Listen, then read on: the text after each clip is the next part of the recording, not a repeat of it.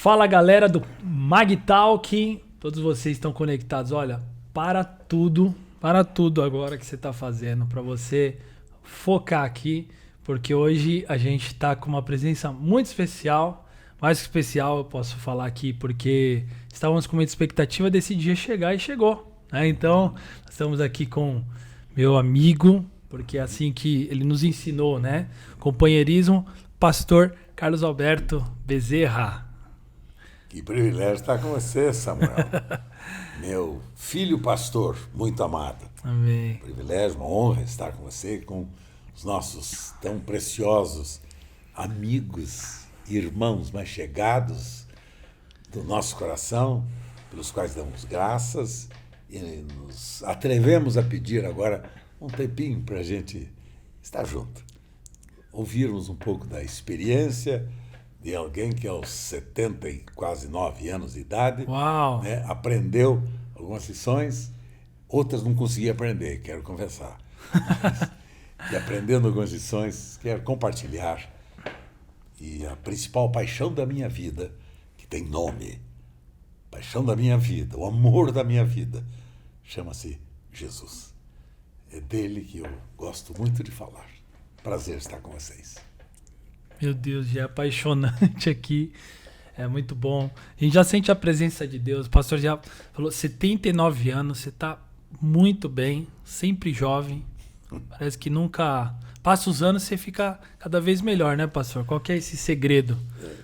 Os segredos são o fato de eu ter amigos. Porque os amigos só veem em você as virtudes. Os inimigos não, né? Os inimigos olham para você, por melhor que você esteja, eles olham para você e falam, não, qual que cara horrível, né? Tá velho, tá caduco, tá esquizofrênico, tá qualquer coisa, sabe? Os inimigos falam. Então eu prefiro ouvir a opinião dos amigos, porque os amigos são capazes de ver em nós, às vezes, até virtudes Samuel, que a gente não é capaz de ver. Então, obrigado pelo seu carinho. E é uma honra, pastor. Mais uma vez aqui, a gente está muito feliz por esse dia chegar. Até para o pessoal saber, né, nos bastidores, durante a pandemia, quando realmente estava inviável nós sairmos, nós já fizemos, na verdade, o nosso podcast 000. o primeiro foi com o pastor, né? Então foi aquele que nós fizemos online. Estávamos juntos com o Hudson, o Diego, né? O Carlos, alguns irmãos estavam juntos. Então, assim, antes mesmo de todos os lançamentos do MagTalk, nós lançamos com você, mas estávamos numa versão online, né? Porque não estávamos conseguindo fazer nesse cenário aqui, agora bonito, que a gente está montando. Então nós fizemos ali online, então estava só para o Spotify, mas realmente estávamos assim com aquela expectativa, falando, não, vamos marcar um segundo encontro agora para ele vir no nosso cenário. E obrigado por você ter aberto, né, mão da sua agenda, assim, uma agenda sempre tão importante, né? Mas a gente sabe que é a agenda do reino, e eu sei que a agenda do reino é a agenda de pessoas, né, pastor? E a gente sabe disso. Posso dizer que para nós é um motivo de muita gratidão. Se tornar o que nós nos tornamos, chegar aonde nós chegamos, por aquilo que Jesus fez, né, por meio da sua vida, pastor. Obrigado.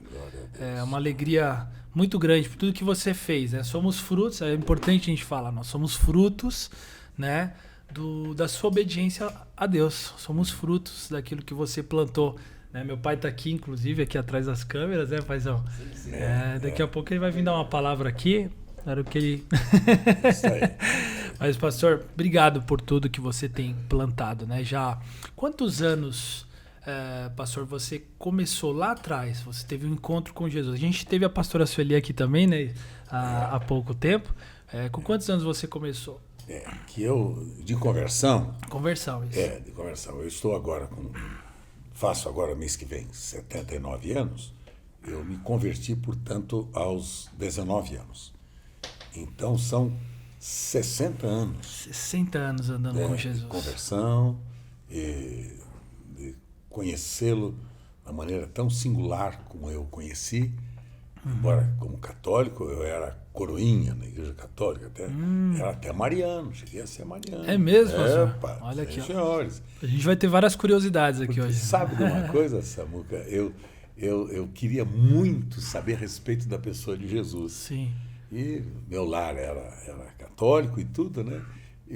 Então eu queria saber quem era Jesus, como é que foi a vida dele. Então comecei lá na Igreja Católica, ouvindo, aprendendo sobre Jesus, muito curioso. Até um momento na história da nossa família que conhecemos ao Senhor, começou com minha mãe, né? Uhum. Que converteu-se ao Senhor, minha mãe tão preciosa.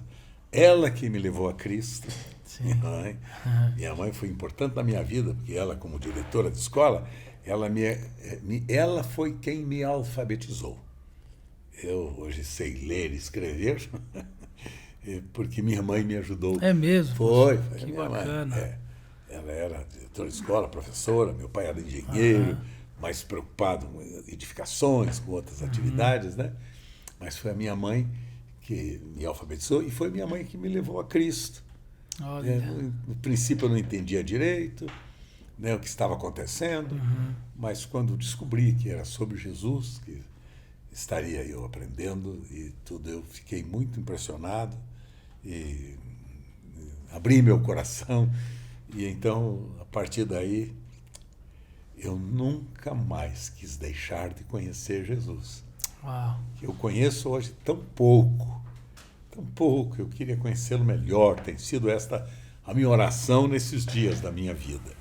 Senhor, revela-te a mim, né? Porque ele é novo cada dia, cada manhã.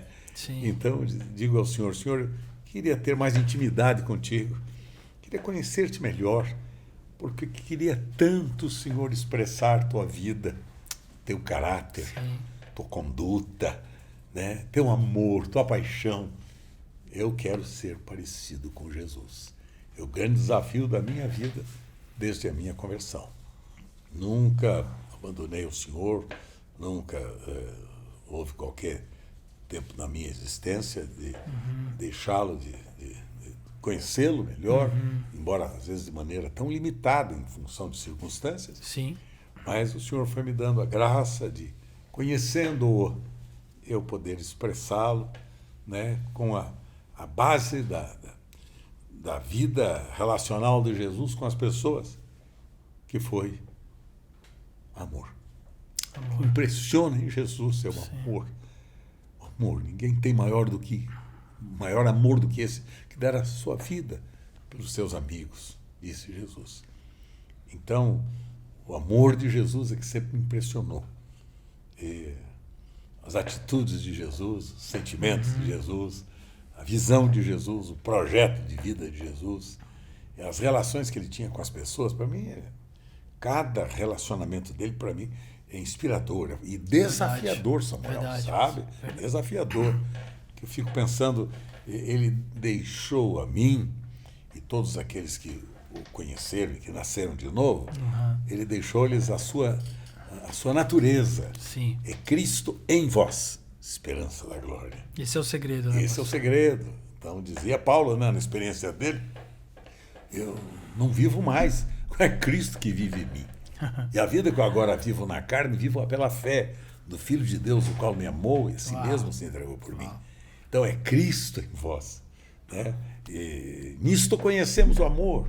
Ele deu a sua vida por nós, logo devemos dar a vida uns pelos outros, pelos nossos irmãos, uns pelos outros. Então, essas verdades é que alcançaram o meu coração, sabe? Sim. É a minha alma. E eu realmente me tornei um companheiro de Jesus, desejando ser parecido com ele. Meu projeto até o último dia da minha vida. Aleluia. E vai demorar, hein, Carinho? Com certeza. Muitos anos ainda.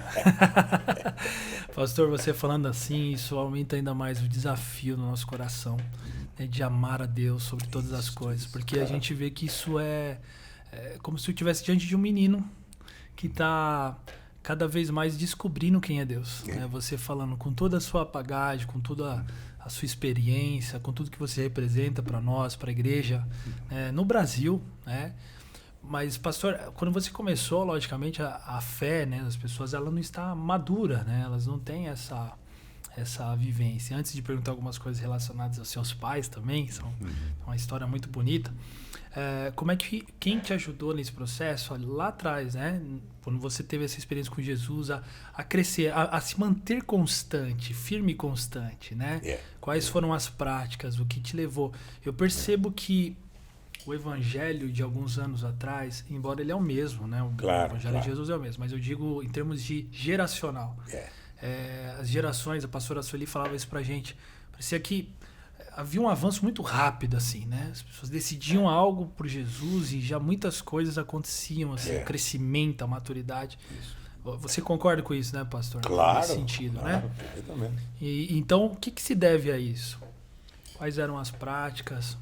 Eu, na minha conversão, como eu vim de um lar católico espírita, né? Sim. Meu pai avô, era neto do pai do espiritismo no Brasil, que é o Bezerra. Dr. Adolfo Bezerra de Menezes, né? Que foi o tradutor e o codificador da doutrina kardecista no Brasil. Você foi bisneto, então? Eu sou bisneto do Bezerra de Menezes. Então, esta foi a minha herança, mas não era uma herança preconceituosa, né? Então, porque eu sou católico, eu sou melhor, porque eu sou cristão evangélico, eu sou melhor. Sim. Tá? Nada disso, as besteiras tolas, né? Mas o que me fortaleceu a minha fé, logo no início, primeira coisa que aconteceu comigo, até eu contei isso ontem numa reunião de uma fundação aqui em São Paulo, muito grande, 700 companheiros de ministério nesta fundação, e eu contei para eles, né? Eles queriam saber mais ou menos isso também, como é que tinha sido a minha experiência, né? Logo no início da minha conversão e tudo mais. Eu disse na minha conversão o seguinte, aos 30 dias depois de eu ter entregue a minha vida a Jesus, publicamente, levado por minha mãe, pela minha irmã, né? A conhecer as verdades do Evangelho, 30 dias depois dessa minha conversão, havia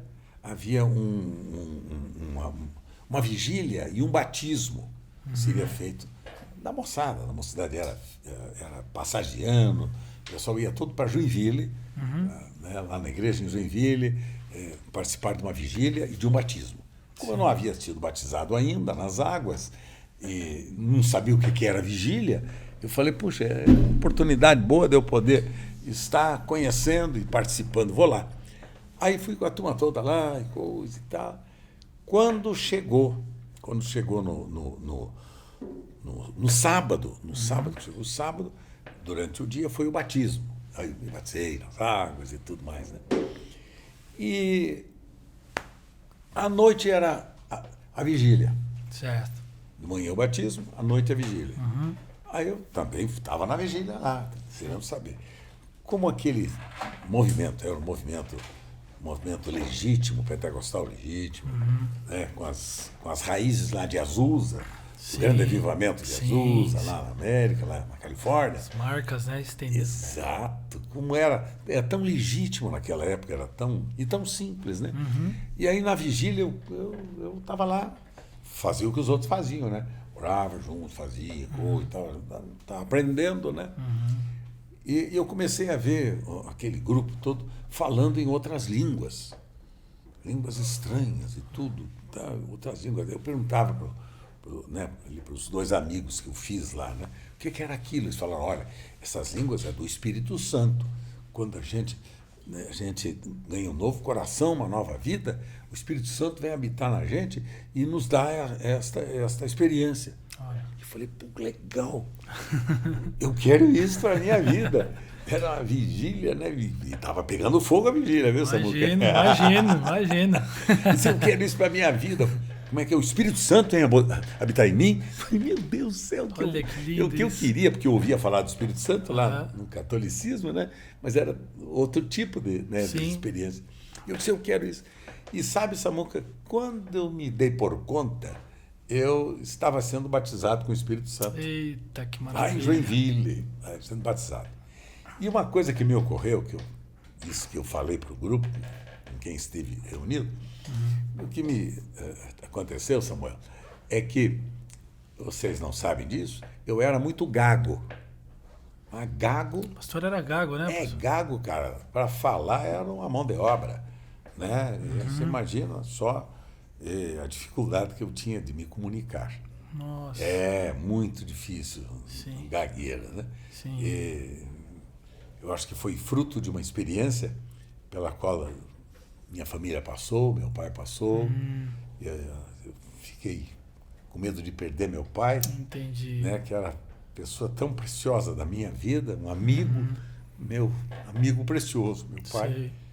E aquela crise, né, que ele passou, problemas com diabetes e tudo mais, naquela época não se conhecia muito a respeito Sim. dos tratamentos, Muita né, coisa era e da prevenção. né? Então eu vi meu pai quase morrendo. Isso interessante, que me traumatizou, que eu adquiri uma gagueira. Você não era então antes, então foi um fator traumático, certo? Foi um fator traumático, exatamente. Aí, enfim, mas eu era, esse fator traumático que tinha pelo menos uns 10 anos. Uns 10 anos. Eu era adolescentezinho, jovem para adolescência. Sim, sim. E aí, Samuel, no domingo de manhã, depois do batismo, depois da vigília, aí a turma falou, vamos fazer o evangelismo em praça pública. Vamos lá para a praça. Naquela época fazia muito evangelismo na praça, Sim, né? sim. Vamos lá, vamos estar lá. Vamos ver, porque para mim era novidade tudo, queria saber tudo. Aí fui para a praça com toda a turma, né? Moçada e tudo, coisa para fazer evangelismo em praça pública. Aí, quando chegamos lá na praça, esses meus dois amigos, né? O Valdir, esse era um deles, o outro nome não me lembro mais. Mas é o Valdir, que é muito amigo meu. O Valdir fala, Carlos Alberto, hoje você vai contar o seu testemunho. Uau! Hoje você vai dar teu testemunho que aconteceu na tua vida. Eu disse, mas eu sou gago? Isso pós a vigília já. Após a vigília. Depois de ter experimentado o batismo com o Espírito Santo. Exato. Aí ele falou para mim, cara, você vai dar o teu testemunho que aconteceu na tua vida. Né? Que você foi batizado, que você se converteu, que você foi batizado com o Espírito Santo. Eu falei, mas como que eu vou falar? Eu sou gago, mas eu não consigo. Ele falou, não, Carlos, vai dar um jeito, conta do jeito que você sabe, que você pode, mas você vai lá. Quando eu vi, cara, me colocaram no meio ali do grupo. Colocou na fogueira lá. Então aqui está fulano, coisa e tal. Você vai dar teu testemunho. Aí o Carlos Alberto vai dar o testemunho dele. E, meu Deus do céu, que eu fui para frente. Aí esse Valdir dizia assim para mim, não se preocupe, está escrito que Jesus põe a palavra na tua boca. Que se não souber falar, ele vai dar para você falar. Eu encherei a tua boca. Aqueles textos da Escritura. E fica, vai lá. Aí eu fiquei no meio, olhando, olhei para um lado, para o outro, puxa vida. Até hoje eu sinto mesmo. Aí comecei a falar. Uau! E até hoje eu não parei de falar. Eita, às vezes eu falo até demais. Linda, hein? Ali destravou, né, pastor? Pessoal querido, experiência, Samuel, fantástica, porque eu comecei ali a falar. Poderoso. Estramelhou tudo, né? Soltou tudo que estava preso. Tudo que estava preso. Amarrado. Foi um milagre que eu experimentei no dia do meu batismo, nas águas e no Espírito Santo. E o Senhor me deu, então, a graça de eu poder, ao longo dos anos da minha vida, porque eu queria falar. Tanto é que eu vim a São Paulo para fazer o seminário em São Paulo, exatamente porque eu queria aprender sobre Jesus. Uau, queria aprender a sua palavra, queria aprender as verdades, eu queria conhecer a Bíblia, então eu vim para estudar, né, aqui no Seminário Teológico, aqui em São Paulo, e isto fez de mim, a partir daí, um comunicador que nunca parou de falar até hoje. Glória a Deus. Às vezes fala até demais, viu, Samu? Eu agradeço muito por isso. Agradecemos muito. Pastor, que coisa. Eu imagino a sua experiência ali, a sua emoção, né? Como que foi você começar a falar. Como que foi para você ali naquele... Eu não acreditava, Samuel. É uma coisa... Mas não acreditava o que estava acontecendo comigo. E eu falava, eu acho que é aquilo que o Valdir falou, que ele dá o Espírito Santo para a gente, e o Espírito Santo começa a falar, através vai ver que é isso. Eu pensei, mas depois que eu falar, vou voltar a ser gago outra vez. Nunca mais! Nunca mais! Graças a Deus. É um milagre da minha salvação, Deus, que eu creio que o Espírito Santo é isso que ele promove. Era uma escola ali, né? Exato. E o Espírito Santo promove isso na nossa vida, né? Verdade. A vida abundante em Deus, a libertação dos nossos traumas. Eu não posso acreditar em alguém batizado, cheio do Espírito Santo, vivendo no pecado, vivendo na mentira, vivendo no erro, falando mal um do outro, essas besteiras todas, né? Verdade. Não tem coerência. É isso mesmo. O Espírito que habita em nós é o Espírito Santo, que produz pessoas santas de Deus, para que elas levem outros a conhecerem o estilo de vida santo. Maravilha, pastor. E ainda dentro da sua família, é tão maravilhoso isso, né? Porque você provou isso também, né? Você experimentou isso dentro da sua casa. Foi. Antes Foi. de construir uma nova história, né? Ou já casado, enfim. Mas com seus pais, né? Você veio desse berço, né? Católico. E durante um tempo, o seu pai era um empreendedor. Então, meu pai era um comerciante. Né? Ele era engenheiro. Era diretor da Fundação de Assistência ao Trabalhador Rural. Sim. Meu pai era um dos responsáveis. Foi prefeito na cidade de Marechal Malé, no Paraná. Por aí você vê a herança do meu filho Júnior, né? Exatamente. O avô dele. Já tinha sangue aí na família, né? O avô dele, avô dele. Então, nesta época da minha conversão, o que eu entendi é que a minha vida agora passaria a ser vivida de outra forma. Sim. Meu pai queria que eu fosse, que eu tomasse conta das empresas dele. Tinha 3 empresas e tudo. Ele gostaria que eu continuasse. Sim, era a expectativa do coração. Eu sou o único filho homem da família, né? Sim. Tenho 2 irmãs, né? Eu sou o único filho. Ele queria que eu fizesse. Quando eu me converti, né? Ele, como não entendia essas verdades, né? Ele falava: meu filho, estou tão triste que você está trocando seu pai por Jesus. Entendi. Trocando seu pai por Jesus, filho. Ele falava isso com um sentimento. Que olha, cara... Eu disse, não, pai, não é isso. Jesus, eu não sabia explicar direito, né? Sim. Na verdade, eu estou ganhando todo mundo. Né? Exato, Jesus é tão especial para mim, pai. Não é religião, é uma amizade, um relacionamento de amor. Sim. Puxa, pai, não é isso, não. Aí ele ficou triste quando eu vim de Curitiba, né? Vim para São Paulo, para, como eu disse, estudar. Trabalhava também aqui em São Paulo, né? Então meu pai ficou sentido, ele falava, você não precisa nada disso. Entendi. Lá em Curitiba você tem tudo, para que você quer isso? E você vai agora começar a sua vida de que jeito, meu filho? Olha isso. Você vai começar cuidando de crente, ele falava. Crente dá trabalho, crente tem problemas, traz problemas. E não é verdade que ele tinha razão. Bom, mas fazendo aqui um parênteses. Brincadeira à parte, sim, né? Sim. Mas, enfim, esse era o sentimento dele, porque ele, como não conhecia, sim. Né? Minha mãe é que me dava apoio. Minha mãe foi fantástica nisso, com toda mulher. Nessa época aí, sua mãe já estava... Não, minha mãe foi que levou toda a família para Cristo. Sim. Foi a minha mãe que levou. Então, a minha mãe, com habilidade, conseguiu... liberação para eu vir aos 21 anos. 21 anos, então. A São Paulo. De Curitiba para São Paulo. Para São Paulo, E aqui eu trabalhava durante o dia, eu estudava, fazia a nossa teologia à noite. E houve época que eu tinha 3 empregos, viu? Tá? Casei meus 22 para 23 anos com a pessoa mais extraordinária da minha vida, depois de Jesus. Chama-se Sueli. É a paixão da minha vida. Esposa que Deus me deu, criatura mais importante da minha vida, que me ajuda a ser um homem melhor. Ela sempre foi assim, minha amigona, né? E me ajudou nas fases críticas da nossa vida, decisões importantes, sempre ao meu lado, apoiando, me ajudando e tendo uma responsabilidade grande de ser um radarzinho. Que a mulher tem o sexto sentido. Exatamente. É o radar para avisar para a gente quando o perigo está iminente à nossa frente. As antenas, né?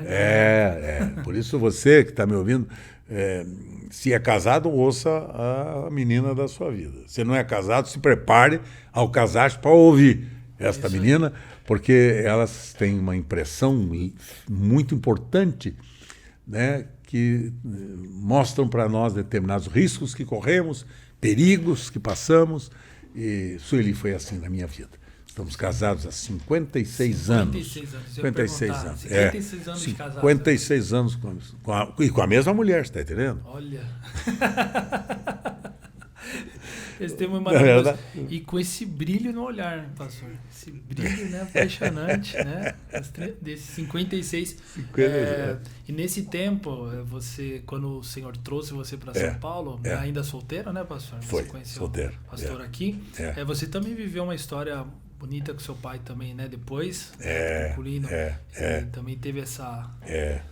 Meu pai teve uma trombose cerebral, né, por causa da diabetes, né? Pela diabetes. Ele não se tratava. Sim. Naquela época, né, as pessoas não se preocupavam com isso, né? E meu pai, embora sendo um homem tão preparado, tudo, ele nisso descuidou-se. Ele dizia, não se preocupe com a minha saúde. Se morrer em terra, ele falava assim. Olha. Essa é a filosofia lá dos cearenses, nordestinos. Meu pai era Bezerra de Menezes, lá de Fortaleza. Nordeste. Então, ele dizia assim, não. E a minha mãe preocupava com ele, falava, filho, veja aqui, acolá. Ele falava, filha, se morrer em terra, ele falava, se morrer em terra, não se preocupe com isso, não. E ela dizia para ele, o pior é, se não morrer, ter adquirido as sequelas da enfermidade. Ela falava. E foi fatal, verdade. Ele teve uma trombose cerebral aos 55 anos. Meu pai morreu cedo. Aos 55 ele teve a trombose, ficou mudo e paralítico. Mudo e paralítico. Sequelas da... Mas você não pode imaginar, a Escritura não diz que tudo coopera para o bem, dos que amam a Deus? Sim. Foi a maneira como o Senhor salvou meu pai. É mesmo, pastor? Foi desse jeito? Foi, porque ele não podia mais argumentar. Ele era um homem preparado. Entendi. Então, você ia falar de Jesus para ele, ele tinha 1002 argumentos contra. Entendeu? Entendi. Mas nessa época... Não podia mais fazer. Não podia mais falar. Ele não podia responder mais, né? Então, foi como Deus usou, né, na vida do meu pai para salvá-lo. Olha isso. Ele foi batizado por mim. Ai, que e lindo. pelo pastor Glênio Paranaguá, um amigo tão querido também. Estamos juntos, batizamos meu pai na cama de um hospital. Desculpe a emoção. Puxa, é lindo isso. Ir à tona. Mas foi lá que eu batizei meu pai, porque ele entregou a sua vida a Jesus e experimentou. Até eu estou emocionado. Foi encontrar com meu amigo querido, meu pai muito amado. E esta ênfase que eu tenho muito nos relacionamentos, nas amizades, no amor e serviço às pessoas, eu aprendi com meu pai. Imagino. Vendo a atitude do meu pai. Eu imagino. Porque sabe de uma coisa, Samuel? Nesses dias, tantas carências no mundo, né, que estamos nos deparando, né? Verdade, crises, pastor. guerras, lutas e pestes. E agora, por exemplo, aqui em São Paulo, mesmo no Brasil, as cidades frias, né? E as pessoas frias também, né? Sem casa, as pessoas sem casa, sem alimento, perderam o emprego. Quanta calamidade. Sofrendo, né? Verdade.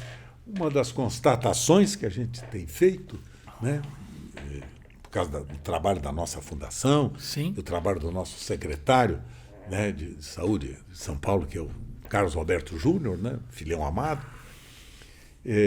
as dificuldades que encontra no dia a dia para atender o órfão, o pobre, o oprimido, o necessitado, o faminto, o doente, o aflito, enfim.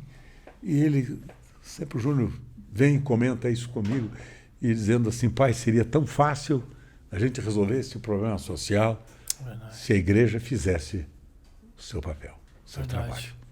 Se a igreja, porque a igreja entrou como diz, eu sou salvo mesmo, entreguei minha vida a Jesus, pronto, a salvação é pela fé, é pela graça, não preciso de obras, contrariando o apóstolo Tiago, irmão de Jesus, que dizia ao contrário. Exatamente. Né? que a fé nos leva à prática das obras. Exatamente. Entendeu? Então, a igreja, nesses dias, a instituição chamada igreja, eu faço uma diferença entre a instituição, igreja, que é a religião evangélica, né? E eu falo sobre a igreja, que é a eclésia, que é o corpo de Cristo vivo neste mundo. Verdade. Composto por todos os nascidos de Deus, que, unidos uns aos outros em Cristo, expressam a vida de Cristo. Então, a missão que o Senhor nos deixou para nós praticarmos nos dias da nossa vida como cristãos é exatamente repetir o mesmo ministério de Jesus. Amém. Mesmo ministério. Como? A gente pensa, curas, milagres. Para com isto. Para com isto. Tem gente curada, cheia de milagres, que vai para o inferno. Vai para o inferno. Sabe, querido? Então, esse não é o problema. Os milagres acontecem, os sinais acontecem, é natural, a Escritura promete isso, acontece. Sim. Mas esta não é a prioridade. A prioridade é alcançar as pessoas como Jesus ia alcançar. Então, ele estava lá pronto para atender a prostituta, estava lá pronto para atender o Lázaro já falecido. Exatamente. E outros tantos mais. Jesus nos ensinou a que nós nos preocupássemos com as pessoas. Se a igreja de Jesus, digo isso a vocês, agora nessas manhãs frias que eu e Sueli, nós fazemos a nossa devocional até hoje juntos, né? E a gente ora dizendo, Senhor, dá uma solução para aqueles que estão sofrendo nas ruas, porque é uma coisa louca, vocês não podem imaginar, não dá para imaginar. Né? Famílias, criança na mão. Que não aperta na gente, que não tem, né? Que não tem onde dormir, que não tem o que comer, queridos. Aí você dirá, não, mas isso é um assunto do Estado, é do governo. Eu pago impostos, e já que eu pago impostos caros, o governo que trate disso. Não, senhor. Jesus não mandou o governo tratar disso, não. Jesus disse ao contrário, sabe? Quando você se deparar com o sedento, o faminto, o nu, o encarcerado, o hospitalizado, quando se encontrar gente dessa forma, você vá e cuide deles. Verdade. Que quando você vai e cuida deles, sabe para quem que você está trabalhando? O próprio Jesus. Para mim mesmo, para Jesus. Está escrito isso no Evangelho de Mateus, capítulo 25. O Evangelho de Mateus. Jesus disse, quando vocês fazem um desses meus pequeninos irmãos, a mim o fizestes, disse Jesus. Então Jesus não mandou a igreja se envolver, por exemplo, com política partidária. Nojento. Verdade. Nojento. Nós não fomos chamados para sermos políticos partidários. Como político, o ser humano é um político, voltado ao polis, à cidade, à vida, às pessoas, isso é natural. Me refiro à política partidária, nojenta, com preferências, com tantos... Bandeiras, né? Levantando bandeiras. Tolas e tolas. A Igreja de Jesus imiscuindo-se nesse projeto. Nós não fomos chamados para fazer política partidária, fomos chamados para sermos cristãos que expressam Cristo e sua vida. Se a Igreja de Jesus, estava dizendo para o Júnior esses dias, se a Igreja de Jesus, nós, cristãos, tementes a Deus, nascidos de novo, se nós resolvêssemos cuidar de uma família que está nas ruas de São Paulo... Imagina, pastor, como seria diferente? Não haveria esse Quantas tipo de sofrimento e desgraça. Desculpe que eu falo disso, me emociona, não dá para eu fugir disso. Né? Estava dizendo nas reuniões que eu tenho tido nesses últimos dias, com um grupo, domingo, preguei lá em Diadema, né? Estava dizendo exatamente isso. O problema do cristianismo não são os meus discursos. Samuel, você vai esquecer os meus discursos. Você vai esquecer os meus ensinos, minhas falas. Você vai esquecer, Samuel. Mas uma coisa você não vai esquecer. Sim. Minha vida e minha família. Verdade. Não vai esquecer. Você vai dizer, puxa, o Carlos Alberto, coisa, mas olha, ele fez isso, olha, ele deixou isso, aquilo, olha, né, expressou isso. Porque hoje em dia o grande problema do cristianismo atual que vivemos, não é só no Brasil, mas é no mundo todo, é esse cristianismo pirotécnico, cristianismo do show, né? Sim. Do show, apenas da imagem, né, ou por causa do evento da internet, a internet Sim. possibilitou, né, muito esta comunicação mais rápida, superficial, fria, Sim. que ela nos desliga uns dos outros, entendeu? Um dos outros. A gente vive pela internet. Eu tenho aqui um número de vários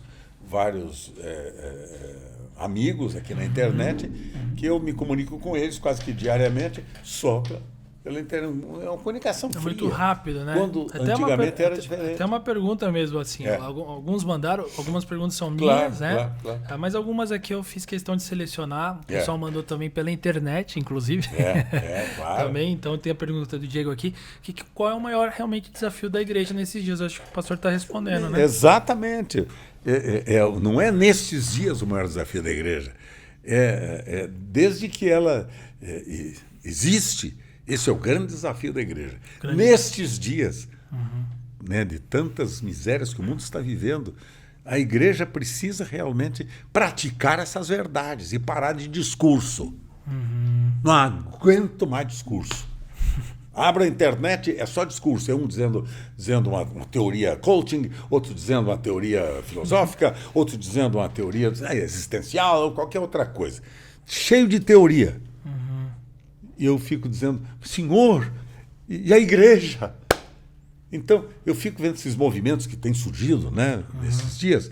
É movimento que eu tenho costumado chamar de pirotécnico, só de fogos de artifício. Que é um movimento para fazer prosélitos, Samuel. É um movimento para arrancar os membros das outras congregações, porque para eu me sentir mais poderoso. Então eu faço projetos para os jovens, para os adultos, para as mulheres, para os outros, tá? E fico convidando os outros. No meu tempo, quando me converti, eu fui convertido por ouvir o evangelho. Pregaram para mim que eu precisava me arrepender dos meus pecados e confessá-los, seguir a Jesus. confessá-los. Tá? Mas nos nossos dias são raros aqueles que estão fazendo esse tipo de, estão cumprindo esse mandamento que o Senhor nos deixou. E disse: ide pregar o evangelho a toda criatura. Sim.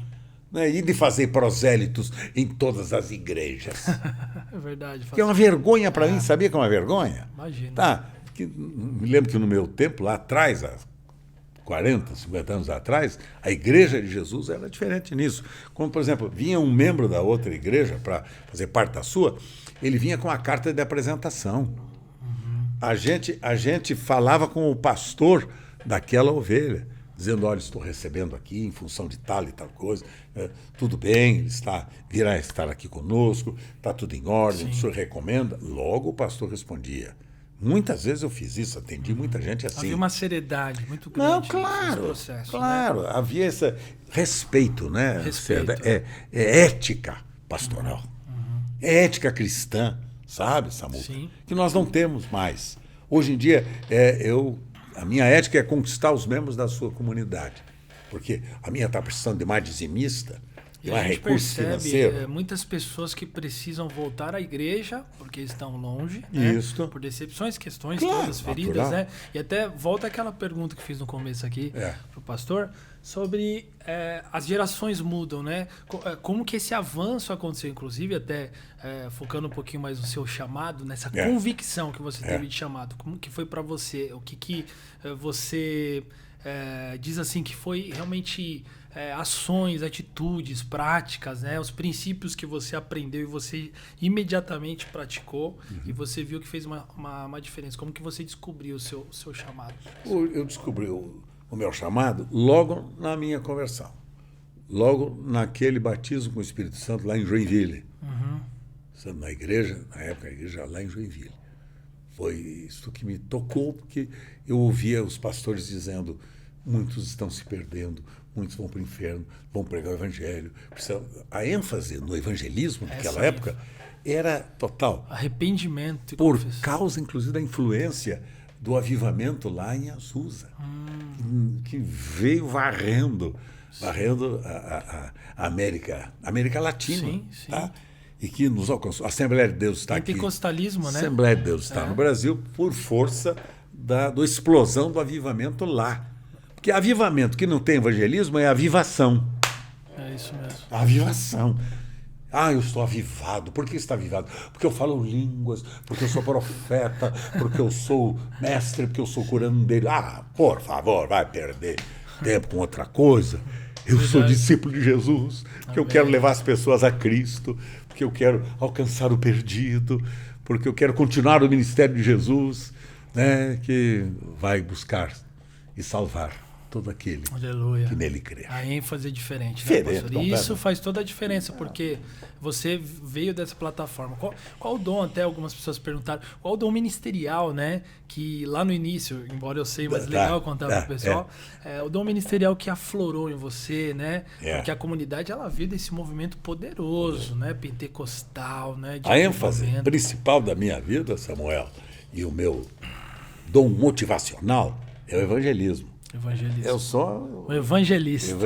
Eu via na época o Billy Graham pregando. Uau. Eu falava assim, eu quero ser que nem o Billy Graham. Olha a mensagem dele. Que o Billy Graham pregava 10 minutos só sobre Jesus, fazia um apelo e multidões, cara, se convertiam. Uau. O homem fala 10 minutos, milhares e milhares de pessoas se convertiam, vinham a Cristo. Era uma coisa fantástica. Eu falei, puxa, é isto. E na época a ênfase era a evangelização.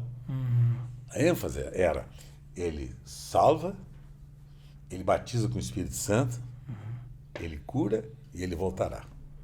Uau. As 4 ênfases, na época que eu aprendi, né, e que até hoje eu procuro honrar, mesmo estando longe deste grupo que um dia me alcançou, né, por força de circunstâncias. Sim.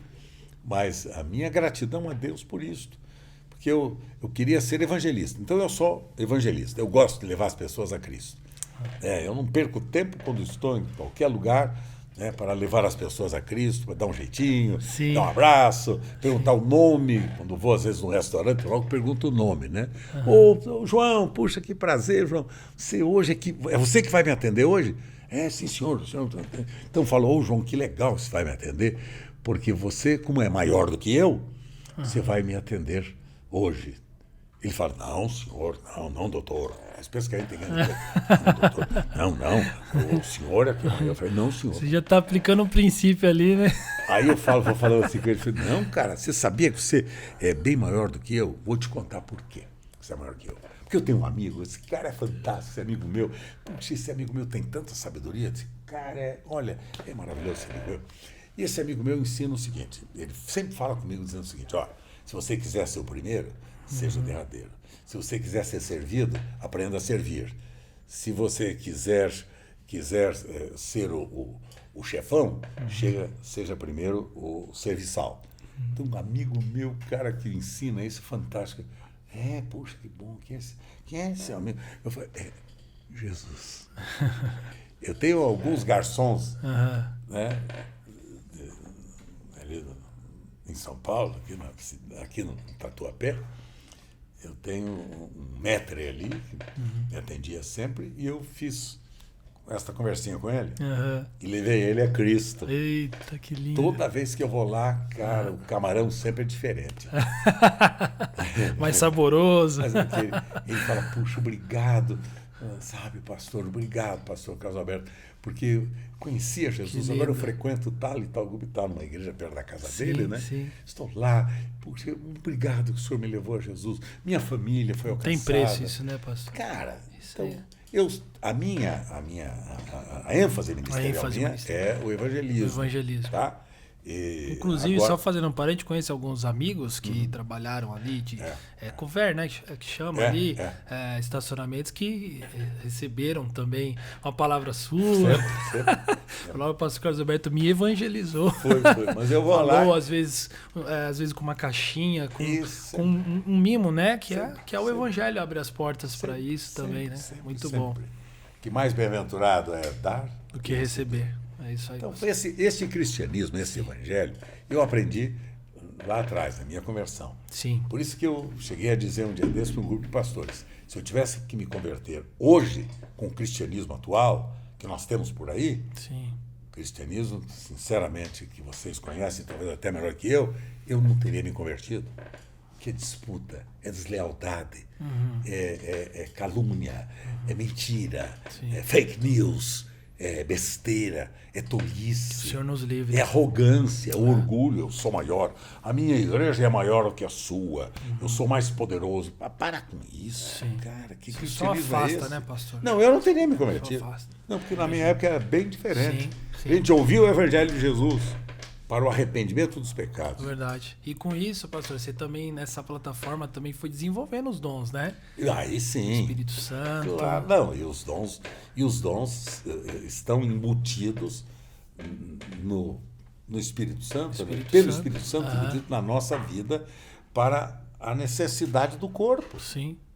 Está entendendo? Verdade. Então, os dons ministeriais todos chegam para exatamente de acordo com a necessidade do corpo de Cristo. Equipar, né, os santos. Equipar os santos para a obra do ministério. Verdade. Entendeu? Os dons não é para glória a mim, louvado seja ele. Exatamente. Os dons é glória a ele. Ao Senhor. Ele que foi capaz de usar um homem tão pequeno, tão finito como eu. Sim. Então, e esses dons são, digamos, eles são a nossa capacitação para exercer o ministério de acordo com a sua necessidade. Por exemplo, eu também me dedico ao ensino, mas a minha área ministerial principal é ensino? Não, eu não sou mestre. Sim, Tá? entendi.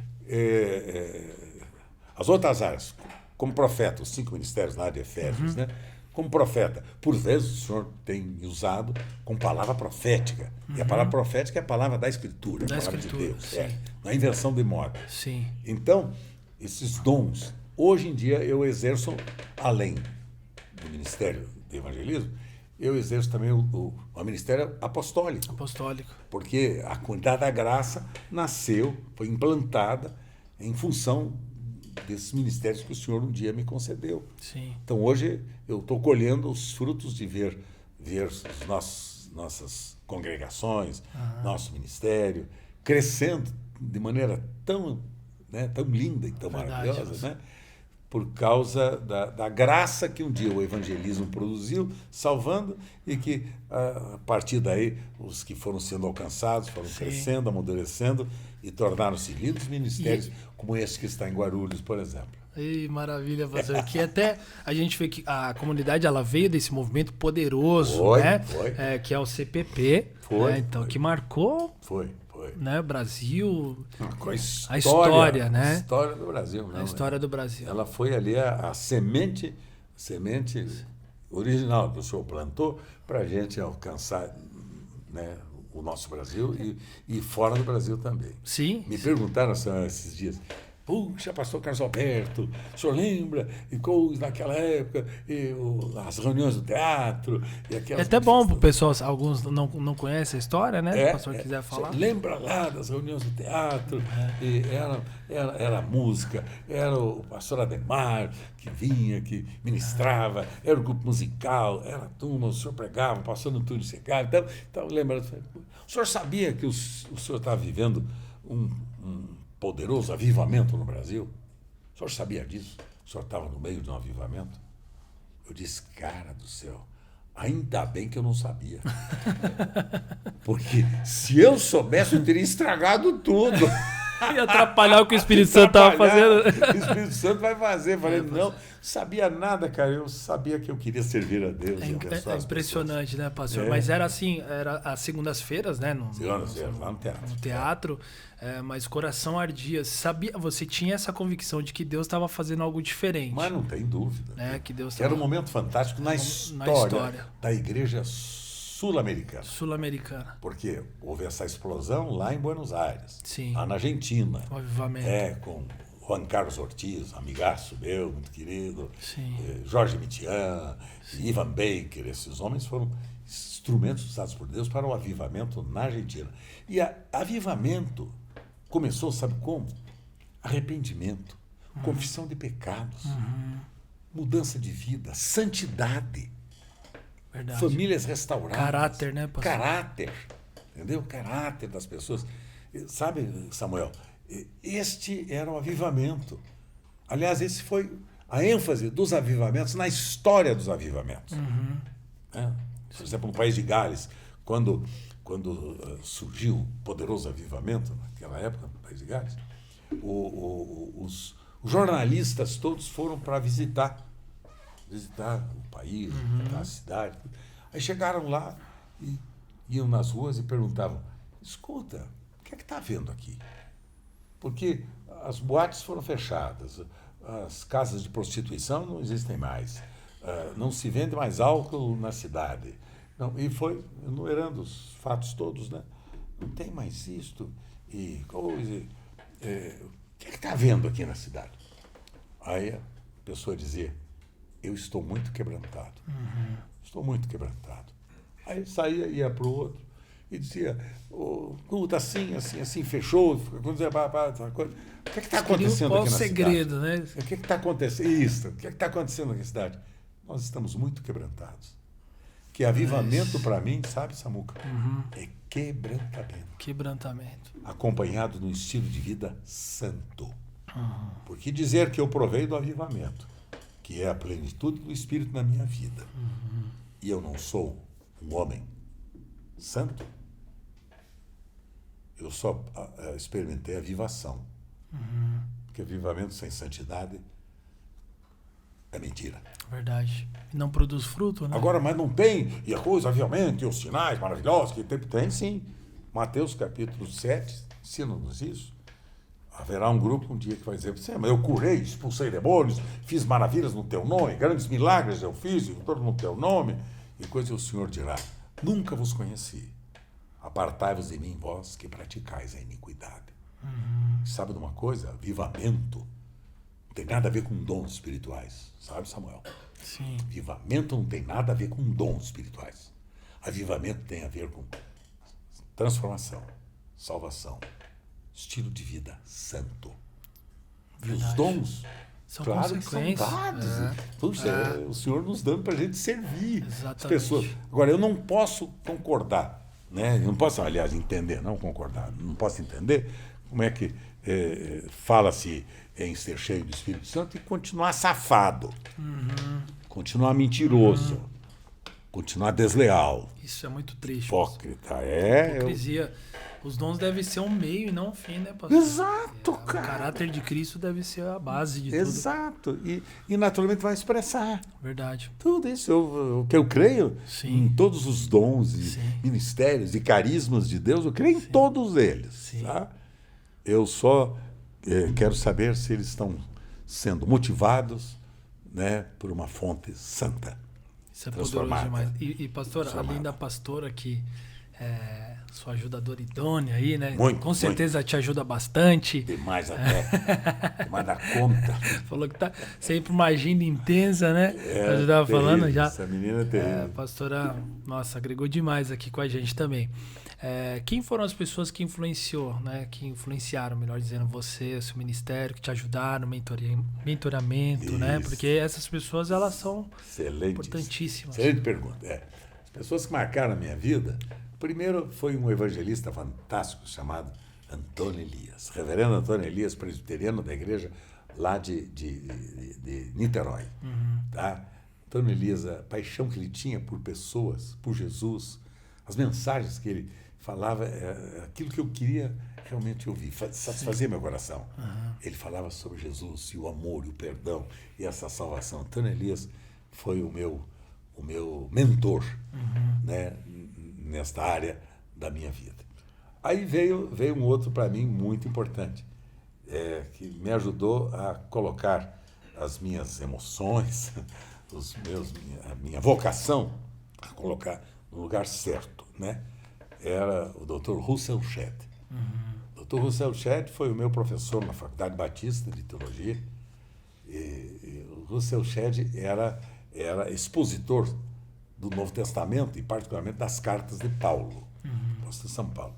Tanto é que ele me fez eu me apaixonar pelas cartas paulinas, como ele chama, né? Sim. E Romanos e Coríntios e Efésios, Filipenses. E esta era a matéria que eu estava com ele e eu era apaixonado por isso. Então, eu acabei, na época, viajando muito com ele, para carregar a mala dele, está entendendo? Dr. Russell Shedd, preciosíssimo, morreu agora há 2 anos atrás. Verdade. Morreu aos 80 acho que 82 anos. Não chegou aos 90? Eu achei que ele Acho que não, tinha chegado. não chegou, não. Ele estava já um pouquinho Sim. debilitado e tudo mais. Mas preciosíssimo, ele me ensinou a amar as escrituras do Novo Testamento. Sim. Tanto é que eu prego muito mais no Novo Testamento do que no Velho. Vocês Olha podem notar a história do meu ministério. Verdade. Eu estou sempre enfatizando Então, a graça. O Dr. Russell Shedd foi responsável. Foi assim. ele que me ensinou isso. Inclusive, para quem não sabe, tem a versão, né, da Bíblia, Russell Shedd. Isso mesmo. Uma criatura fantástica. Ele me tratava com tanto carinho, tanta dignidade, me chamava para viajar com ele, para fazer. E eu ia, eu carregava o que fosse dele, eu carregava com muita gratidão. Que maravilha. E teve um amigo meu que era um pastorzão, né? Era um tal de Enéas Tonini. O Enéas é um cara queridíssimo. Cuidado da Graça deve muito a ele, sua estrutura. Sim. Porque ele dizia para mim, né? Que eu pensava, não precisa, a igreja não precisa ter uma estrutura, não precisa ter, né, assim, esta base, os fundamentos teológicos, vamos pregar o evangelho. Ele falou, não, senhor. Então, o seu lado evangelista, ele te ajudou a lapidar com o pastoreamento, com o pastor. Isso mesmo, o ensino também, na época. Aí ele falava, não, ele me chamava de Beto, não, meu filho, não, meu filho. Vou te falar, Beto, o seguinte, você já viu um corpo humano sem esqueleto? Eu disse, não, nunca vi. Então, você pensa numa igreja que não tem a sua base, que não tem o seu esqueleto. Analogia fantástica. Não é verdade? Sim. Que não tem. Você imagina só, uma igreja sem uma estrutura, que o que vai segurar é o seu corpo, que se o Espírito Santo vai te dar graça, unção, tudo, ele era um pentecostal ferrenho, né? A igreja batista. Aí ele falava, não, filho querido, você tem que estruturar. Tanto é que eu estruturei a Comunidade da Graça em função da ajuda que o meu amigo, o pastor Ernesto Tonini, me ajudou. Olha que coisa incrível. Um segredo que eu quero compartilhar com vocês. Primeiro, eu sempre quis ser amigo de gente melhor que eu. Pior que eu, Samuca, basta eu. Entendeu? Eu queria... Essa é uma dica poderosa, hein? Não cara, porque hoje em dia a gente é amigo dos contadores de história. Quer crescer, mas só anda com gente errada? Exato, não é verdade? Então eu queria realmente andar com gente melhor que eu, que pregava melhor, que ensinava melhor, que tinha uma família melhor. Eu queria gente assim, ficar perto de gente boa. Esse foi um ensinamento que eu dei para os meus filhos. Sejam amigos de gente melhor que vocês. Porque há um adágio popular que diz que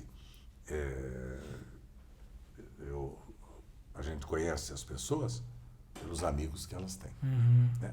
Verdade. Então, os amigos são fundamentais. Completamente. Os amigos revelam nossos interesses. Se são amigos superficiais, toda a gente tem amizade, revela que nós somos muito parecidos. É verdade, tá? Verdade. Diz-me com quem andas e dir-te-eis quem tu és. Quem você é. É isso aí. Maravilha, pastor. Como é bom falar sobre isso, porque eu vejo que a vida cristã é a base dos relacionamentos. E que é o que eu aprendi, nós aprendemos com você, pastor, por meio dessa revelação poderosa, né, da palavra.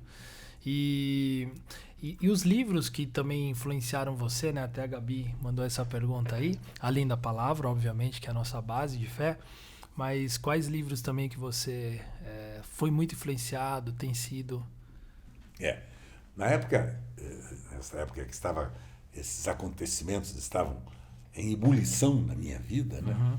Efervescência na minha vida, eu tive muito contato com os irmãos de Buenos Aires. Então, naquela época, o Ivan Baker, o material que ele tinha sobre a vida da igreja, a história da igreja, a evangelização, porque o Ivan Baker era um evangelista fantástico. Todos os livros dele são muito bons. Né? Exato, o Ivan Baker. Era o Juan Carlos Ortiz, na época, com o Imitian, que escreveram, isso naquela época, sim, né? Sim. Que escreveram sobre o discipulado, que era uma coisa que eu queria saber, né? O discipulado, como o Juan Carlos Ortiz, né? Como trabalhar né? Como trabalhar com os discípulos, como fazer discípulos. Isso era uma ênfase fantástica naquela época, né? Ali como é, puxa vida, o meu amigão querido também. Na Argentina? Na Argentina, É o Emitiano? Não era. Não. Aquele até já Churrarino também. Não, o Churrarino também, né? Exerceu influência muito na nossa vida.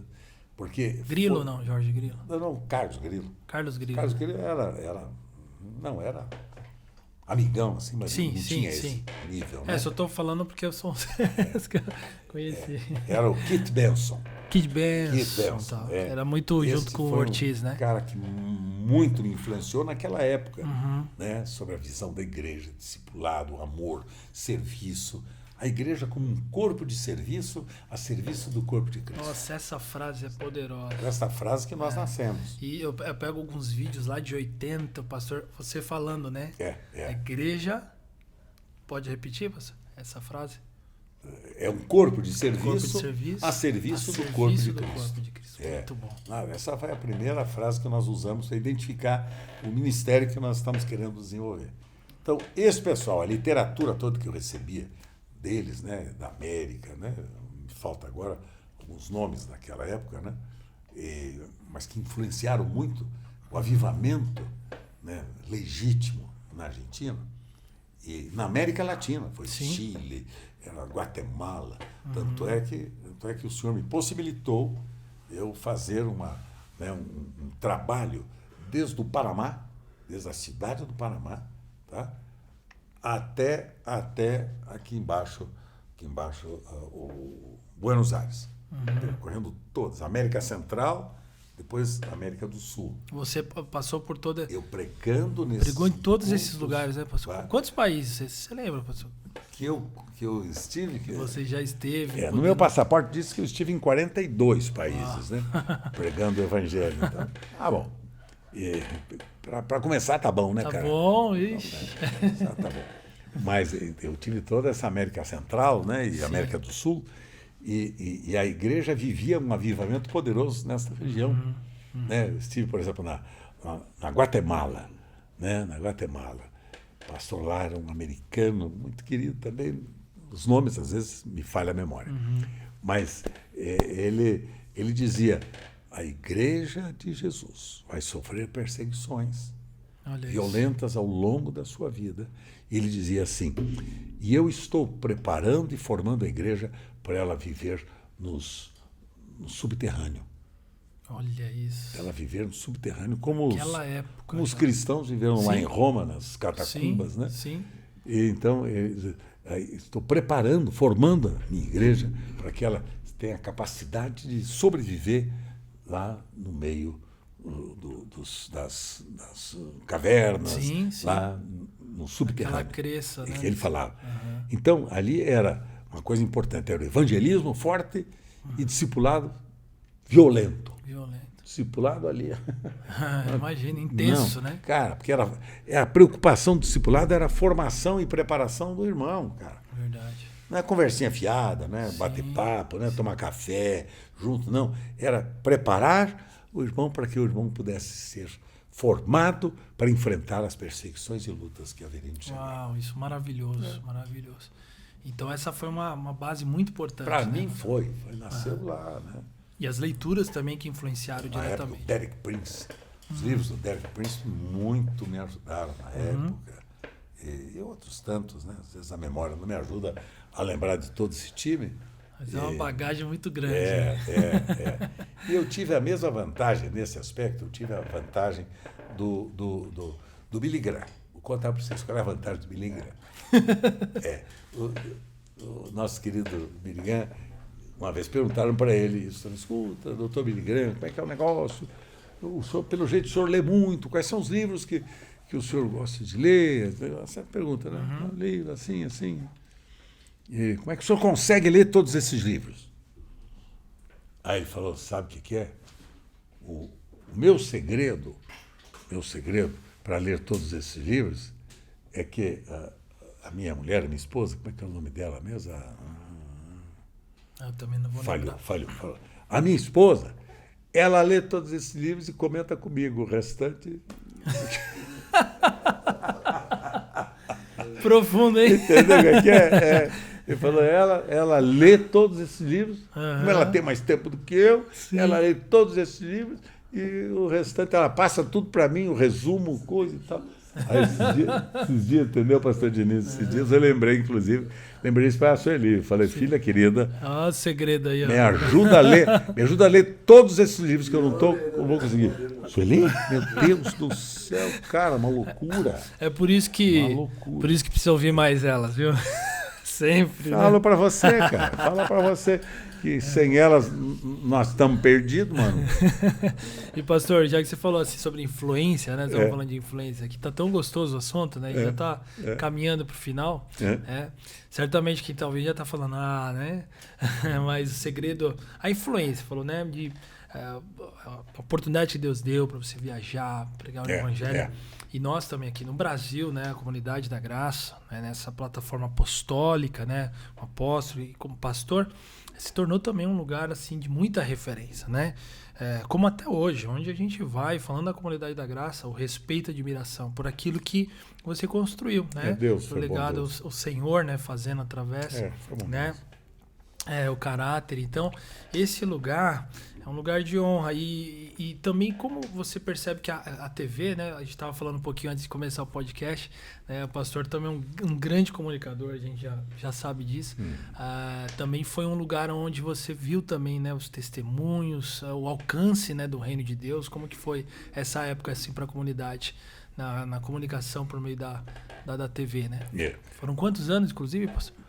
Eu acho que mais que 25 anos. Mais que 25 anos de televisão, Quando começou a ficar muito caro, porque eu nunca pedia nos programas, eu nunca pedia oferta para pagar a televisão. Nunca fiz isso. Eu sempre, esses anos todos em televisão, a igreja local tinha um Ministério de Missões, que esse Ministério de Missões cuidava de pagar a televisão. Uma determinada situação, né, nós não tivemos recursos para pagar aquele mês a televisão, que começou a encarecer muito, né? E aí, então, eu tinha um carro que foi o primeiro carrinho importado que eu tinha comprado, né? Estava tão feliz com aquele carrinho, com ele, era uma BMW, porque eu sou metido. BMW que eu comprei, era uma cor bonita, assim, verde escuro, bonito, mais para preto, um carro bonito. E aí eu era todo vaidoso com aquele carro, tá entendendo? Aí eu lembro até hoje que estava ali no pátio da comunidade sede, vamos ali conversando, aí veio ali o pessoal da administração, os tesoureiros, vieram falar comigo. Pastor, esse mês está um pouco difícil e tudo mais, coisa. Para a gente pagar a televisão vai ser difícil. É mesmo, cara. Quanto é que está faltando? É tanto. Quanto vale esse carro aqui? Me olharam assim e falaram, tanto. Dá para pagar a dívida? Pega esse carro aqui, agora está aqui, assinado, coisa, e vocês vendem esse carro e pagam a televisão. Olha isso. Então, porque a visão nunca foi tirar nada de ninguém. A visão era oferecer, era dar. Porque mais bem-aventurado é dar do que receber. Tá? Então, naquela época, como inflacionou muito a televisão, porque esses grandes esses movimentos chegaram, e esses movimentos inflacionaram. Porque se eu pagava 5, eles diziam, me dá o horário do Carlos Alberto, que eu te pago 20. Entendi. Aí virou já Então, eu falei, aí eu fui desanimando com isso tudo, né? Eu fiz até o tempo que eu aguentei, né? Que me ajudaram, alguns me Mas ajudaram. nessa mentalidade de mais de 25 anos. Mais de 25 anos. Eu nunca pedi uma oferta pela televisão. Nunca. Sim. Esse negócio, esse banditismo que a gente vê por aí hoje, tá? De tirar a oferta das pessoas, tirar dinheiro das pessoas. Não. A igreja não foi feita para tirar dinheiro de ninguém. A igreja foi feita para ela botar a mão no bolso e dar. Isso, para mim, é a visão da igreja. Sim.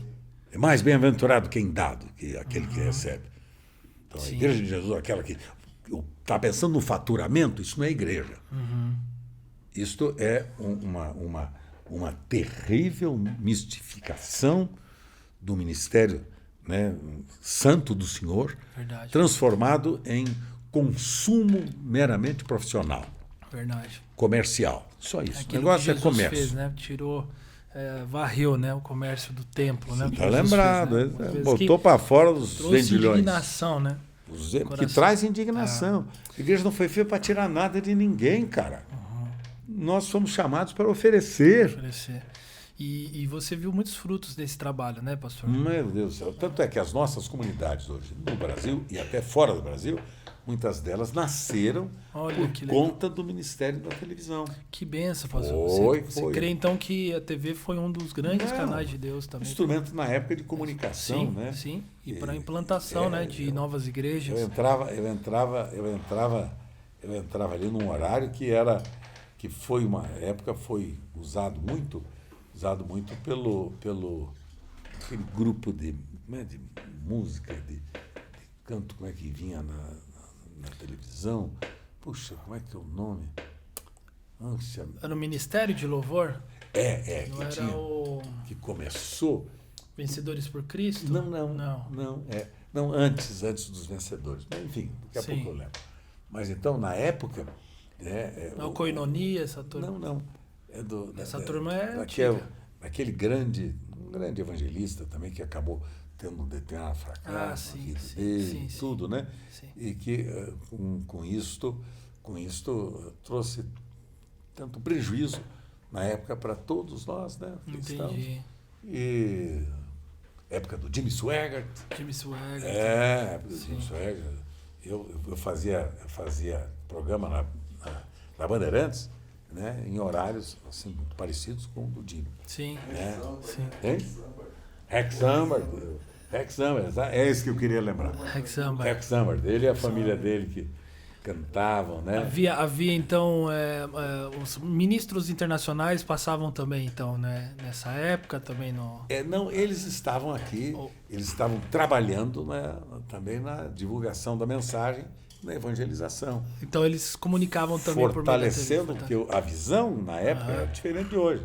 Entendi. A visão na época era fortalecer a igreja. Por exemplo, as reuniões que nós tínhamos no teatro, sim, quando as pessoas se convertiam, a gente mandava para as igrejas próximas. Enviava para as igrejas. Os que me acompanharam, né? Sim. Desde aquela época sabem disso, né? Sim. A gente fazia o apelo, as pessoas se entregavam a Cristo, e a gente dizia, agora nos procure, queremos saber o seu endereço e nós vamos indicar uma igreja perto da sua Muitas casa. denominações e igrejas nasceram nisso, né, pastor? Sim, senhor. Muitas igrejas. A gente mandava para os outros. Hoje não. Hoje o que é para mim. Para minha grandeza pessoal. Para me sentir mais a poderoso. Mentalidade de reino, ali, isso, né? De unidade. Então, isso é poderoso demais. A televisão, na época, foi um instrumento abençoador para nós da Comunidade da Graça. Sim. Tá? Por causa do nosso testemunho. Eu tinha um programa em Londrina, também na TV Bandeirantes, lá, a filial lá em Londrina. Mas eu tinha um programa chamado Carlos Alberto e Você. Tinha todas as tardes. Carlos Alberto e Você. Era às 3 horas da tarde. Que privilégio que aquela geração teve, hein? Quando chegava mais ou menos 1 hora da tarde, tinha um programa... Imagina naquela época a TV ainda era muito forte, né? Muito. Porque hoje você vê cada vez mais... Hoje, né? Mas naquela época é o seguinte, o meu programa, né, se colocava entre um programa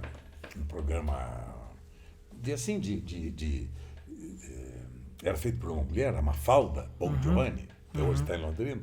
A Mafalda fazia um programa assim para mulheres e tudo, indicação de médicos. Se fossem uns programas de culinária, essas programações que tem. Então vinha a Mafalda e fazia esse programa. Tá? Acho que era das 2 até as 3, vinha a Mafalda fazer o programa. Aí entrava o Carlos Alberto e Você. Então eu vinha, meia hora que eu tinha, eu vinha com essa conversa fiada, essas coisas todas, fiada entre aspas, vinha com essa conversa afiada, né? Conversa afiada. Porque eu tinha pavor de passar essa imagem de crentarrão, né? Sim. Aqui está o pastor reverendo, doutor Carlos Alberto, as favas, isso. Está aqui o Carlos Alberto, e você, puxa, gosto de estar perto de você, ajuda, isso conquistei lá, né? Muita gente naquela região do norte do Paraná. Sim. Algumas igrejas nossas lá, como é o caso de Londrina, o caso de Rolândia, o caso de Paraná e outras mais, de Foz do Iguaçu, nasceram exatamente como fruto desse trabalho que eu fazia à tarde lá, Carlos Alberto e Você. Então era bem descontraído, começava a falar sobre a pessoa, suas necessidades, suas carências, suas alegrias, falava de assuntos existenciais, medo, essas coisas assim. Sim. E aí depois de mim, vinha vinha era um programa policial. Policial. Como era o nome do cara que fazia o programa? Já morreram também. Os caras estão morrendo. Hein? Alborguete. Alborguete, acho que era Curitiba. O Alborguete era de Paraná, sim. Era o que fazia o programa Cadeia. Isso. Pronto. O programa Cadeia. Ele que lançou, inclusive, o Ratinho, né? Isso. Ele foi o pai do Ratinho. Ele fazia um programa parecido com o Ratinho. O Alborguete, isso mesmo. O programa dele era... Como é que chamava? Você falou? Era o Cadeia. Então ele vinha trazer os assuntos policiais. Então era... Era bruto, mulheres, né? Era eu, né? E o Cadeia. Olha essa grade, né? Que dinâmica, né, pastor? Aí o Alborguete, eu estava sempre com ele lá, ele falava assim para mim, Carlos Alberto, é o seguinte, a Mafalda traz o público. A Mafalda traz o público. Você abençoa o público todo, você abençoa, fala essas coisas bonitas que você fala, essas coisas, abençoa. E eu venho e prendo todo mundo. Então você teve um contato com ele também? Muito. Cadê? Ele já morreu também. Já faleceu. Nossa, eu estou aqui. Obrigado, senhor. Glória a Deus. Obrigado, senhor. Eu vou em frente. Essa cabeça lá devia ser muito forte, né, Beto? Porque ele pegava aquele cassete dele. Você lembra? Estourava aquilo. O Alborguete virou um símbolo aí na internet durante muito tempo, Muitos né? anos. Essa característica Ele dele. foi enfarroscada. Ele foi a inspiração do Ratinho. O Ratinho. Ele fazia o Ratinho que... Puxa, pastor, que legal. Pô, são curiosidades, né? A história. Eu tenho certeza que a turma está gostando demais, porque é a nossa história, né? A história, né, pastor? História da minha vida, de minha família. É isso aí. Tão imperfeita, e da Comunidade da Graça, um ministério fantástico que o senhor tem me ajudado a participar. Eu sou participante desse ministério. Nunca construí nada sozinho. Nunca.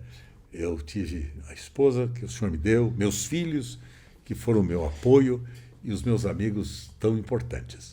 Sim. Entre eles, eu tenho um aqui, ao meu lado hoje, o meu amigo José Diniz Mendonça. Sim. Dos homens mais santos, mais corretos, mais idôneos que eu conheci na minha vida. Quero até posso chamá-lo? Pode chamá-lo. Vem cá, paizão, vem cá. A gente vai partir para esse final aqui junto, né?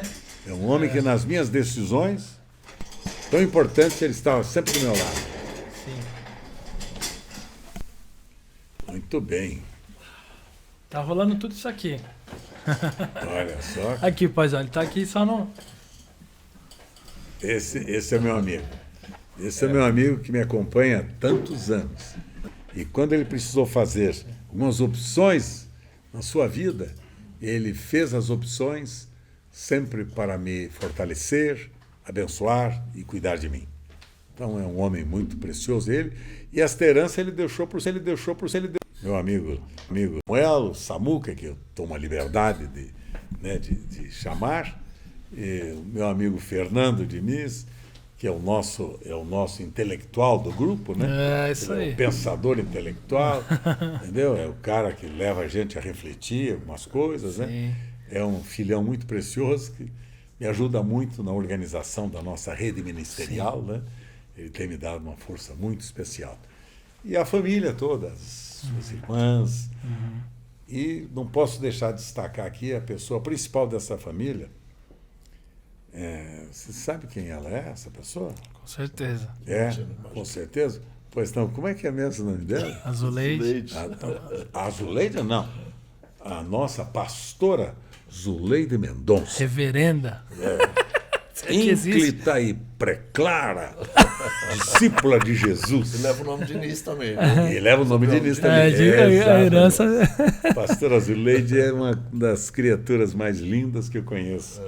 Preciosa, seu caráter, seu coração amoroso, uma mulher que inspirou sempre muito a gente, que sempre inspirou muito Sueli, que é uma mulher que a vida voltada, a intimidade com Deus pela oração tem sido um destaque fundamental neste ministério. Verdade, então, pastor. a minha homenagem aqui à minha pastora querida, Zuleide Mendonça. Amém. Amo demais esta família. Nós amamos E você. os amigos que o senhor me deu, um tal de Felipe, um cara que está chegando no barco agora, para me ajudar a conduzi-lo. Sim. Duas outras, Gabi e a Mari. a Gabi e a Mari, que conheci hoje de perto, são duas discípulas amadas de Jesus, que têm o nosso respeito, consideração, carinho e gratidão. Sim, sim. Obrigado por estar aqui com vocês. Pastorzão, a alegria Obrigado. é sempre minha. Eu lembro que meu... Né, pai? Sua conversão me marca muito, né? Ok, verdade. Quer falar aí? Quero, É, isso. tem que falar, né? Claro. Sim. Para mim é uma alegria muito grande, Beto, ter você aqui. Tudo isso que a gente é e tem, a gente tem referência. Tem a sua vida aí, que a gente espelhou na sua vida, seu ministério, seu caráter, sua família. E para mim é uma alegria muito grande. E é uma honra tê-lo aqui conosco, né? Poxa vida, como eu estou tão feliz por recebê-lo aqui nesta manhã, neste dia, né? Somos amigos já há mais de 48 anos, né? E posso contar um pouquinho do meu testemunho aqui? Eu não quero tomar cena, roubar Não, cena, mas... é importante. Na verdade, eu não quero me alongar, mas quando a minha esposa conheceu Jesus, depois de um mês e meio que ela conheceu Jesus, eu via que realmente havia uma transformação muito grande nela. E ela falou de Jesus para mim, eu não queria ser cristão, não queria ser crente, não queria ir para a igreja evangélica. Né? Eu relutei um pouco e até pedi para que ela... Eu não quero dormir com você, eu até gostaria que você voltasse para casa dos seus pais, para casa dos meus pais. Eu fui assim, é né? isso, Você não cara? sabia disso, né? Não, você não me falava. Embora eu Se tivesse Então falado, hoje se tivesse falado, arquivo você- confidencial. Você não existiria mais? Embora eu tinha um princípio assim de família, né, integridade, honestidade, meus pais sempre conversavam com a gente, mas eu não queria saber mesmo, assim, de ir para a igreja, de conhecer, eu não queria mudar, não queria mudança. Mas a minha esposa, eu via realmente a vida de Cristo na vida dela, aquilo que ela falava e orava, ela estava vivendo aquilo ali, né? Não é só as palavras. E depois de quase 2 meses eu fui para a igreja. Eu lembro que eu fui lá no dia 5 de maio de 74 e Nossa, tinha um que memória jovem, boa. pregando de uma maneira efusiva, de uma maneira assim, tão apaixonada por Jesus. E esse jovem pregava e ele olhava para mim e eu falei, poxa vida, acho que a minha esposa conversou com ele, está falando tudo, né? Que está falando de mim, Da né? sua Mas era vida, Deus, né? E aquele jovem pregava, ele estava com 31 anos, esse jovem, e esse jovem é o meu amigo aqui, Carlos Alberto, né? Meu amigo, já de tantos anos. E naquela noite eu fui para casa, refleti, no outro dia voltei, me entreguei minha vida para Jesus. Eu lembro que eu estava na frente lá, arrependido, chorando copiosamente, e o meu amigo colocou a mão no meu ombro, aquele jovem, e disse assim, você vai ser meu companheiro de ministério. Ele nem lembra disso, mas eu lembro, porque ele profetizou na minha vida, né? E hoje é uma alegria. Eu tê-lo lembro aqui disso, com a sim, gente. Denis. Lembra, né? Lembro. E eu estou aqui, Beto, é uma alegria muito grande ter você com a gente. Eu me emociono quando eu penso em tudo isso. Obrigado mesmo. E tudo isso que você falou aqui são coisas que eu presenciei, toda essa trajetória da Comunidade da Graça, lá no Teatro Brigadeiro, depois CPP, Nidialice, né, naquela Vila Mariana. Taíbe, teatro. Tudo isso eu presenciei, eu acompanhei toda essa história, quando, lá no Carrão, desde que começou a sede, né? Sim. Eu acompanhei tudo isso aí. E uma das coisas que você está falando sobre a generosidade, quando alguém fala assim, puxa, pastor Diniz, eu não levo esse título para mim, mas ele é generoso e tal, mas eu tive alguém que me ensinou a ser generoso, assim, sabe? Eu ainda estou aprendendo ainda, não sou, né? Eu não aceito isso para mim ainda, porque eu tenho que aprender muito ainda. Mas eu tive alguém que me chamava sabe, e trazia um saco de roupa, ou às vezes paletó novo, assim, sabe, gente? Ternos, né? E o pastor Carlos Alberto fazia isso sempre comigo. Até mesmo no aniversário dele, quando ele ganhava os presentes, ele pegava, Diniz, me ajuda a levar no carro. Ele falava, leva esse sapato. Ele não sabia se era cromo alemão ou não. Ele nem olhava, ele falava, põe no seu carro para você. Ele dividia, né? Ele repartia comigo aquilo que ele... E certa feita, Beto, eu estava na sua casa, que você fazia um discipulado com a gente toda semana, né? Nós íamos na sua casa. Isso. na Anália Franco, né? Isso, Você trabalhando isso. com a gente ali, Isso. sobre aquele livro Verdades Atuais, lembra daquele Isso. maravilhoso, né? Tem esse material até hoje. É. E um dia o Beto, eu tinha um relógio, ele estava no concerto, né? E o Beto, então, no final do encontro ali, aquele momento tão gostoso ali, ele veio com 2 relógios e ele falou assim, escolhe um. E eu não queria escolher, ele falou, bom, já que você não escolhe, pegou e colocou no meu braço. Era exatamente o relógio que eu orava por ter um relógio como aquele. Beto, aquele dia eu fiquei tão emocionado e você colocou no meu braço. E eu disse assim, mas o que eu faço? Ele falou assim, não faz nada, não precisa nem agradecer não, você faz com outro que eu estou fazendo com você. De graça, Beto, recebeste de graça. Ô Beto, eu aprendi isto. É. Depois que consertei aquele relógio, eu fiz o mesmo. Não significa que tem que ser literalmente com aquele relógio, mas eu fiz. Eu chamei o irmão e coloquei no braço dele também. E fui aprendendo estes valores, princípios da gente poder também abençoar, repartir com os irmãos. Né? É porque cristianismo é aquilo que a gente aprende. Aquilo que eu faço. Aquilo que eu faço. Não aquilo que eu tenho. Tá? Cristianismo não é sinônimo de eu tenho mais posse. Quando eu tenho mais posse é para ser compartilhada. É verdade. Sem dúvida alguma. Né? Porque quando a gente pensa que cristianismo é quanto mais eu tenho, eu recebo, eu sou, eu posso, eu tenho. Isso não é cristianismo. Isso é religião barata. É verdade. Verdade. Envergonhando o nome de Cristo. Porque Jesus não fez isso, cara. É verdade. Dá uma olhada no ministério de Jesus, vê a vida dele, o serviço dele. Onde é que ele não tinha nem lugar para reclinar a cabeça, nem para dormir direito, ele tinha lugar. Verdade. Nós temos um travesseiro belíssimo, ele não tinha. Verdade. Né? Ele ensinou isso para os discípulos dele. Verdade. Dizendo para ele, ó, tá vendo aí, pessoal? Viu como é que eu sendo Senhor e Cristo, fiz, lavando-lhes os pés? Aprendam a lavar os pés uns dos outros.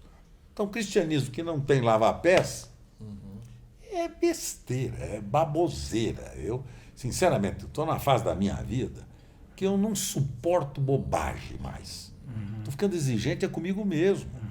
Porque é verdade aquilo que a gente prega, ensina e diz que crê, ou então a gente vai, como eu costumo dizer brincando, vai pentear macaco. Verdade. Isso é poderoso demais. Às vezes a gente fica impressionado assim com a questão da comunicação, de dicção, voz, gesto, postura. Mas é importante tudo isso na vida de um pregador, de um pastor, de alguém que está se comunicando, não é verdade? Mas eu olho muito para a questão da vida, né? A mensagem atrelada à vida. Realmente é verdade isso, ele vive isso, né? Isso é que é importante, a gente viver. Como Cristo nos ensinou, né? Isso, nos pés, isso, né? Isso. Isso é poderoso demais. Olha, eu tô me sentindo assim um privilegiado, né? Realmente sou privilegiado. Olha, estou no meio aqui, né? Daquele que me ensinou os primeiros passos com Cristo, meu paizão querido, que também vai ter o seu podcast, e o pastor Carlos Alberto que nos ensinou todas essas coisas. Eu aprendi, compartilhei com vocês. Amém. Aprendi e compartilhei com vocês. Querendo eu ser o primeiro a viver, a praticar. E pastor, pra gente poder também, senão a gente não acaba hoje esse podcast aqui, né? Tá tão gostoso. Para mim, estou satisfeito. Quero ver depois desse podcast o que é que vai sobrar para mim. Garantiram, tá reservado lá ainda não? Garantindo que seria um tempo tá reservado. muito excelente. Muito excelente, com certeza. É mesmo?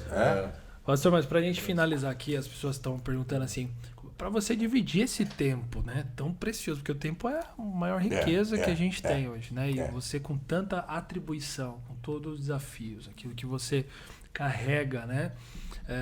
Como é que você faz para você otimizar bem esse tempo, principalmente quando fala sobre seu tempo com Deus, porque é muito importante. Fundamental. As prioridades da vida, inclusive é um livro que eu quero recomendar a todos sobre as prioridades que o pastor Carlos Alberto escreveu.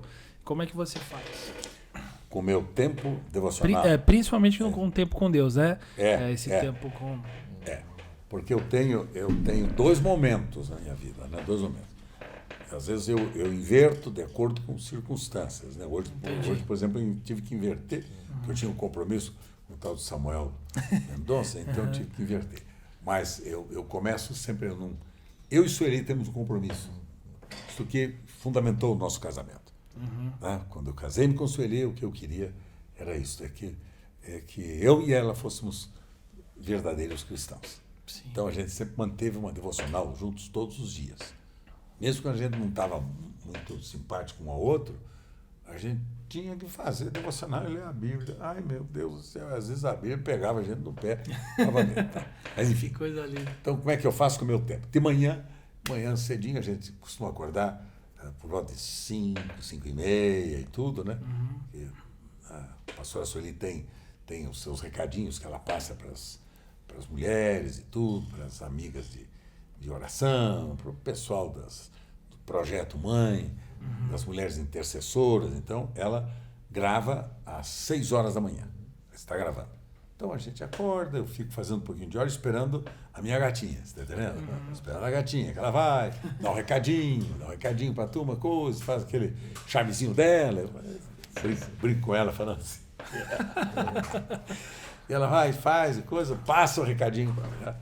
E agora, pessoal, então, agora é o seguinte, vamos tomar um cafezinho, filha? Tá quentinho, às vezes no frio agora, né? Vamos tomar um cafezinho e depois do café, então eu tenho uma devocional de 1 hora, eu e Sueli. Tá? Eu leio um texto, ela completa o texto, ou então a gente só medita na palavra e ora juntos, né? Eu oro, Sueli também, a gente completa as nossas orações, isto entre eu e ela. E o meu individual, filho, depois deste momento, né, de acordo às vezes com o programa do dia, Sim. meu individual, então eu escolho uma data, uma hora do dia para eu me recolher, para eu me separar, né? Então, às vezes eu me recolho lá no quartinho lá de casa, que o senhor mandou, né? Fica lá, fecha as portas do teu quarto, fica lá. Sim. E fala com o teu Pai Celestial, que ele te ouve. Sim. Então, eu apelo para esta promessa, né? De o senhor prometesse me ouvir. Estou aqui no quartinho agora, fala comigo, senhor, tá?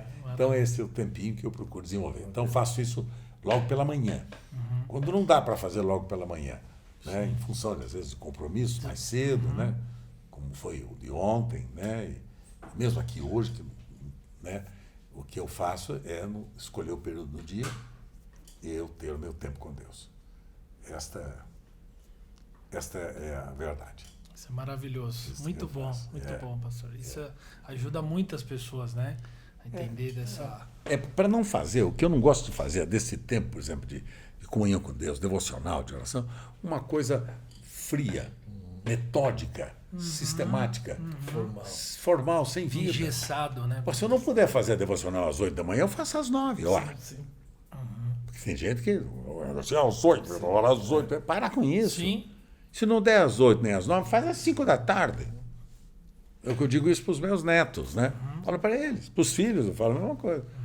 Cara, fez a sua devocional hoje? Ai, ainda não deu para fazer, que eu estou correndo para a escola. Filho, então, escolha o teu horário, filho. Ai, eu fiz um compromisso de fazer às 8 da manhã, mas não estou conseguindo. Faz às 11 da noite. Pessoal. Sim. Mas faça. Relacionamento, né? É relacionamento, mas faça isso aí. Senão fica um negócio legalista, né?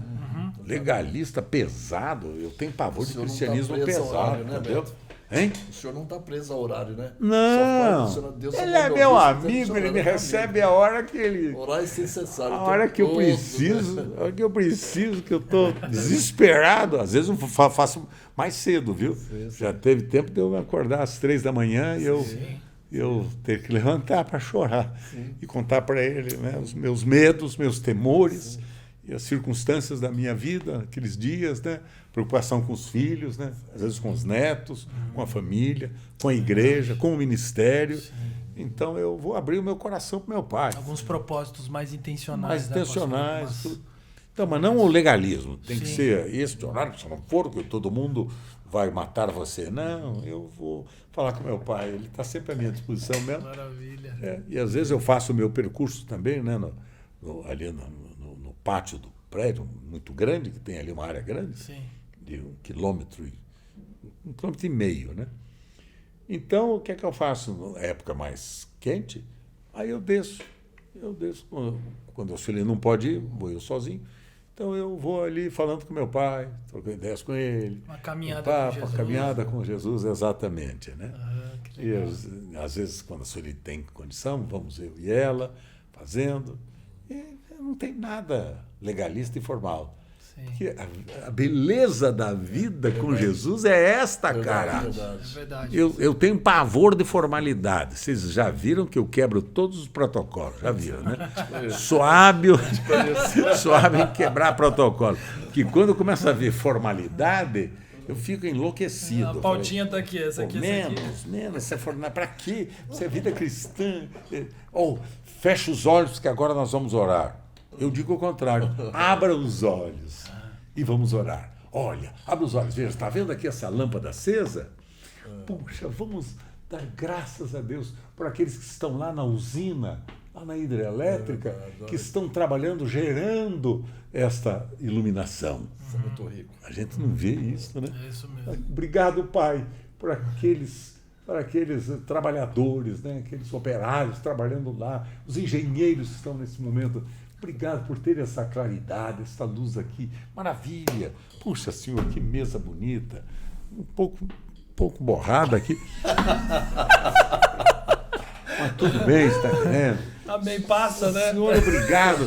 Obrigado por esses meus três companheiros de ministério. Obrigado por eles, tão preciosos, Senhor. Sim. Vidas, olho aberto. Que o pessoal tem mania de... Então, irmão, vamos orar. Fecha os olhos. Fecha os olhos para quê, pô? Eu lembro, pastor. Eu tô lembrando aqui. O encontro de filho de pastores, você lembra? A gente passou quase que uma manhã inteira, pastor, ajudando a gente, nos ensinando. O pessoal assim, ó, graça e paz. Falando, não, graça e paz não. Fala, oi, tudo bem? É uma formalidade louca. A gente não consegue, por exemplo, ir ao púlpito ou relacionar-se com as pessoas sem dizer a graça e a paz com você. Quer dizer, você está com os seus amigos, com os seus companheiros, que não são cristãos, aí eu vou e falo, graça e a paz com você, querida irmã. E para você, oi, tudo bom? Que você não é meu irmão mesmo? Então, não, que cara, para com isso. Oi, pessoal, tudo bem? Amados meus, como vocês estão? Puxa, que bom revê-los hoje. Puxa, que as abundâncias mesmo do alto venham sobre nós. Mas assim, inventam uma conversa, entendeu? Mas para com esse negócio de graça e paz. Eu sei, porque eu recebo aqui toda hora, eu recebo as comunicações. Todo mundo começa, chama graça e paz, né? Quase que virou seu nome, né? Graça e a paz, é tudo.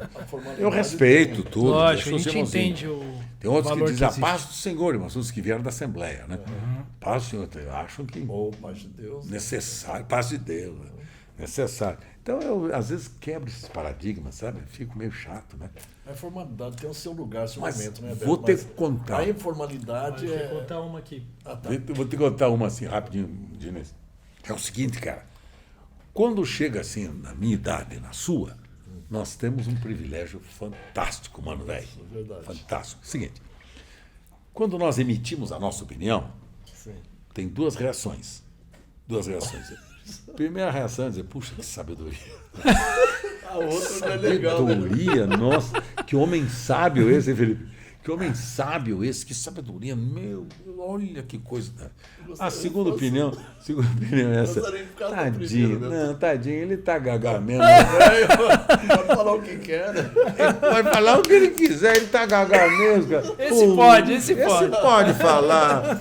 Ele pode falar. Qualquer coisa, ele tá com 79 nas costas mesmo. Deixa ele tá gagá mesmo, né, Diniz? Deixa aí. Então, privilégio dos dois jeitos, né, Dos pastor? dois jeitos. Privilégio, poxa, eu chego lá, eu vou chegar lá. Tá bom, né? Com certeza. Pastor, pra gente finalizar agora Claro. sim, né? Tá uma delícia isso aqui, né? Eu tô Esse gostando momento muito. especial. Tô pensando em ficar o restante dessa semana por aqui. Esses restinhos de Por semana. favor, pastor, por favor. Vamos fazer a parte 2, 3 e vai, hein? Pode embalar? Por favor. Aí, sai no abraço. Ó, eu queria, pastor, que você olhasse, né, pra gente como uma honra imensa aqui com meu paizão, meu grande Tutor. tutor, né? É. Uma das grandes inspirações da minha vida, É.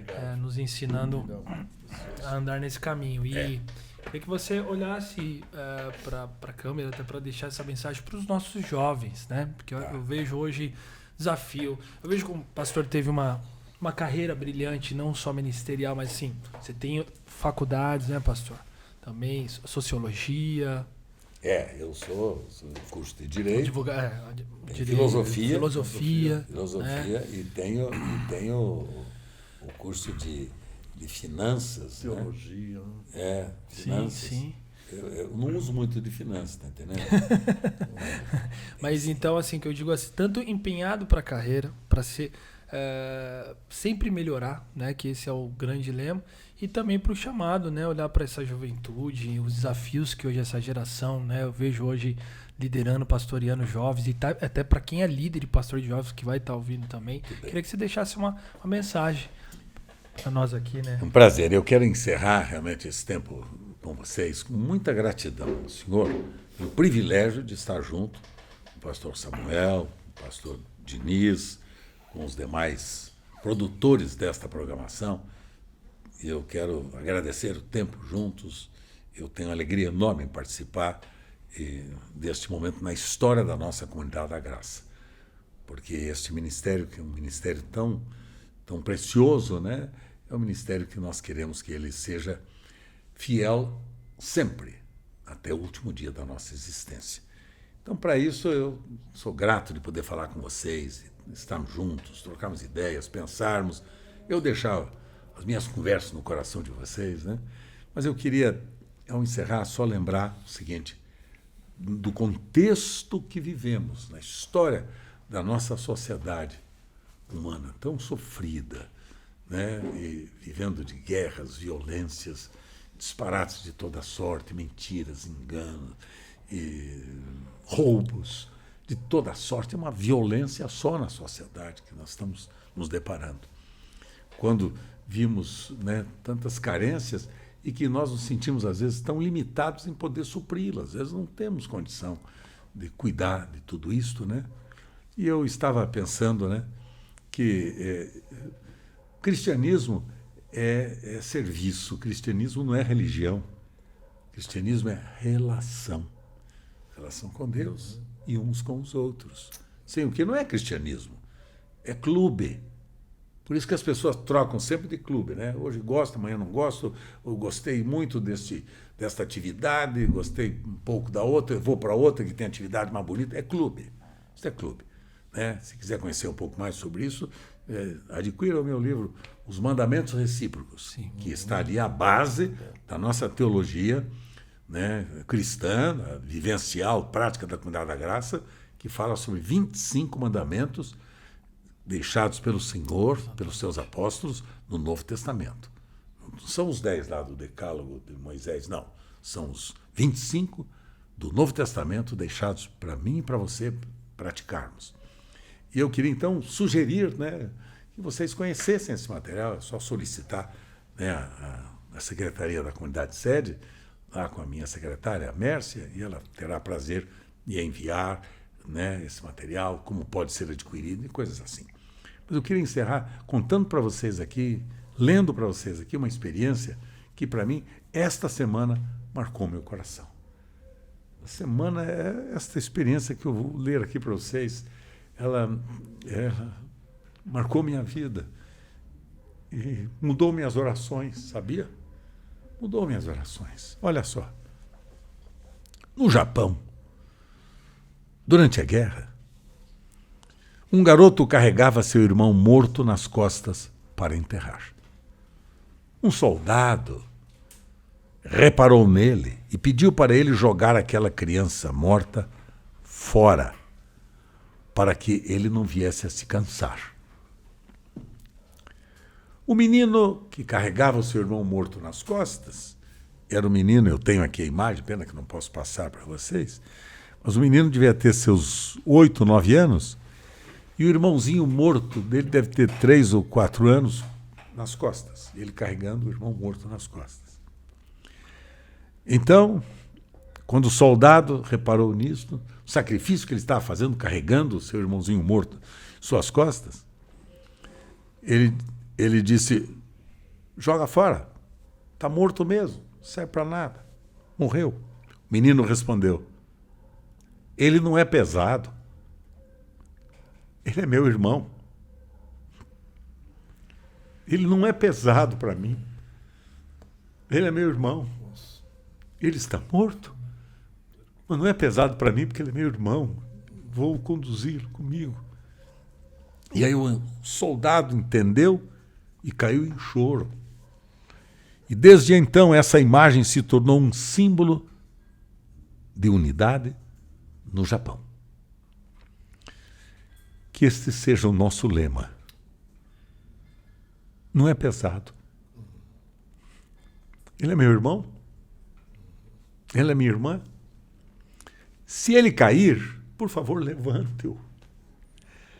Mesmo que você se canse, ajude-o. Se ele cometer um erro, perdoe-o, por favor. E se o mundo o abandonar, leve-o sobre as suas costas, porque ele não é pesado. Ele é seu irmão. Mudou minhas orações nessa semana